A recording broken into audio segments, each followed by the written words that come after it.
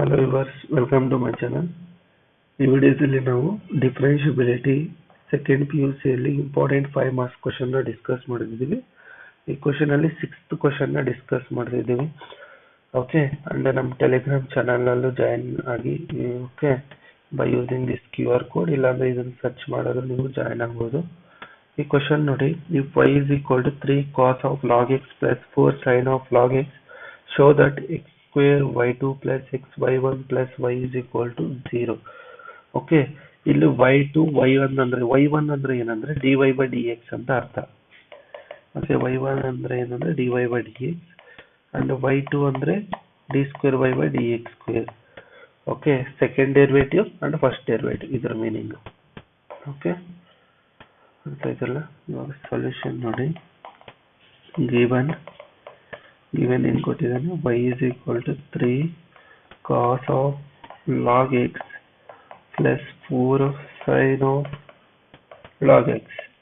Okay, ನಮಗೆ differentiation of cos of f of x, ಇದರ value ಏನಾಗುತ್ತೆ ನಮಗೆ minus sin f of x chain rule ಅಲ್ಲಿ f dash of x, and differentiation of sin of f of x is equal ಏನಾಗುತ್ತೆ cos of f of x and f dash of x. ಇದು ನಮಗೆ chain rule. Okay, ಇದು ನೆನಪಿಟ್ಕೊಳ್ಳಿ. ಇವಾಗ differentiate with respect to x ಮಾಡಿ ಏನಾಗುತ್ತೆ ನಮಗೆ dy by dx is equal to d by dx of 3 cos of log x plus d by dx of 4 of sin log x. ನಾನು ಇಲ್ಲಿ steps extra ಬರೀತಿದ್ದೀನಿ, ನೀವು direct ಆಗಿ differentiate ಮಾಡಿಕೊಂಡ್ರೆ ಸಾಕಾಗುತ್ತೆ. Okay, 3 ಅನ್ನೋದು ಕಾನ್ಸ್ಟೆಂಟ್ ಹಾಕಿಕೊಳ್ಳಿ. Differentiation of cos log x ಏನು ನಮಗೆ ಫಾರ್ಮುಲಾ ಅಪ್ಲೈ ಮಾಡಿ ಏನಾಗುತ್ತೆ ನಮಗೆ minus sin log x and log x differentiation ಮಾಡಬೇಕು. ಹಾಗೆ ಪ್ಲಸ್ 4 ಕಾನ್ಸ್ಟೆಂಟ್ ಹಾಕಿಕೊಳ್ಳಿ. ಡಿಫ್ರೆನ್ಶಿಯೇಷನ್ ಆಫ್ sin x ಏನು cos log x and log x differentiation.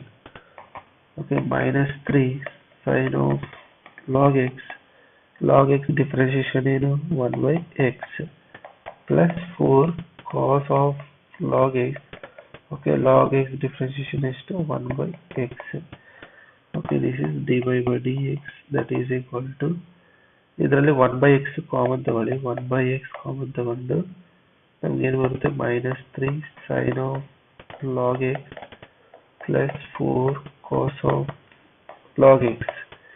Okay, dy by dx. Okay, x ಅನ್ನೋದು ಈ ಸೈಡ್ ತಗೊಂಡ್ರೆ x into dy by dx that is equal to minus 3 sin log x plus 4 cos of log x. ಇಷ್ಟು ಬರುತ್ತಾ? ಇವಾಗ again differentiate with respect to x ಮಾಡಿ. Again differentiate with respect to x ಮಾಡಿದ್ರೆ ನಮ್ಗೆ ಏನಾಗುತ್ತೆ? Okay, ಇಲ್ಲಿ ನೋಡಿ product rule apply ಮಾಡಿ. ಇದು first function and second function. Okay, product rule ಏನಂದ್ರೆ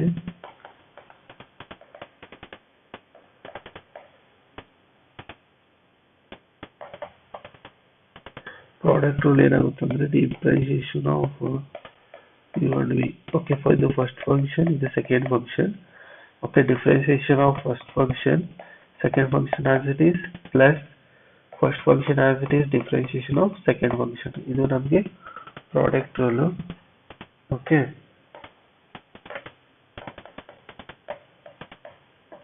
ಇದು ನಮಗೆ ಪ್ರಾಡಕ್ಟ್ ರೂಲ್ ನೆನಪಿರಲಿ.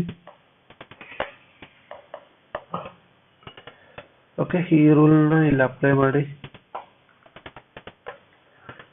ಓಕೆ, ಇದು ಅಪ್ಲೈ ಮಾಡಿದ್ರೆ ಇದು ನಮಗೆ ಫಸ್ಟ್ ಫಂಕ್ಷನ್, ಇದು second function. Okay, differentiation of first function dy by dx of dy by dx and second function as it is plus first function as it is differentiation of second function that is equal to minus ಮತ್ತೆ ಈ ಕಡೆ differentiation minus 3 sin. ಈ step ನ ನೀವು skip ಮಾಡಬಹುದು exam ಅಲ್ಲಿ, no problem. Okay, ನೀವು direct ಆಗಿ ಡಿಫರೆನ್ಷಿಯೇಷನ್ ಮಾಡ್ಕೊಳ್ಳಿ. ಇಷ್ಟೆಲ್ಲ ಅಂತ ಮಾಡೋದು ಇಲ್ಲ, ನಿಮ್ಗೆ ಅರ್ಥ ಆಗಲಿ ಅಂತ ನಾನು ಸ್ಟೆಪ್ ಬೈ ಸ್ಟೆಪ್ ಮಾಡ್ತಿದ್ದೀನಿ. ಓಕೆ, ಗೊತ್ತಾಯ್ತಲ್ಲ? Okay d by d x 1 ಇದು d y by d x plus x ಇದು ಏನಾಗುತ್ತೆ ನಮಗೆ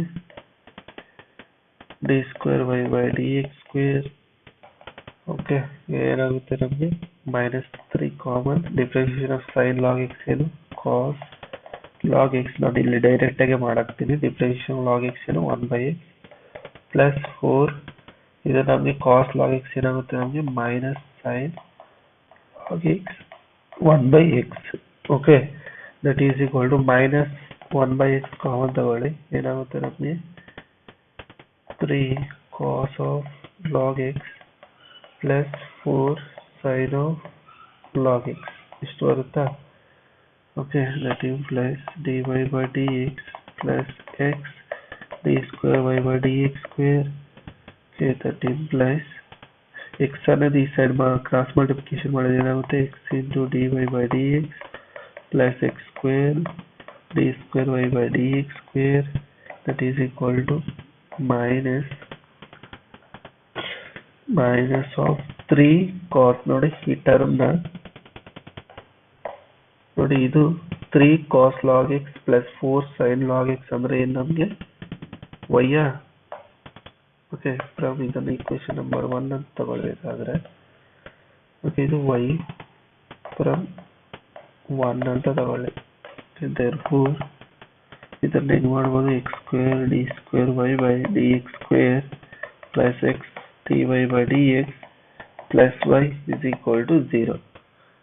Here dy by dx ಅಂದ್ರೆ ನಮಗೆ y1 d square y by dx square ಅಂದ್ರೆ ಏನು y2.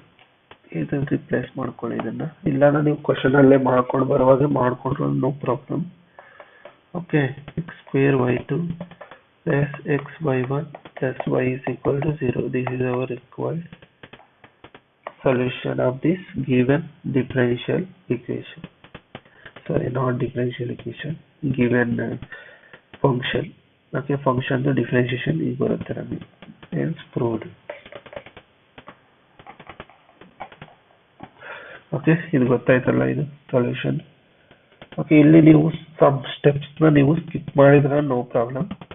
ಓಕೆ ನೀವು ಇಲ್ಲಿ ನೋಡಿ ಇಲ್ಲಿ ನೀವು ಡೈರೆಕ್ಟ್ ಆಗಿ ಡಿಫ್ರೆನ್ಷಿಯೇಷನ್ ಮಾಡ್ಕೊಬಹುದು. ಈ ಸ್ಟೆಪ್ ನ ಸ್ಕಿಪ್ ಮಾಡಿದ್ರೆ ನೋ ಪ್ರಾಬ್ಲಮ್.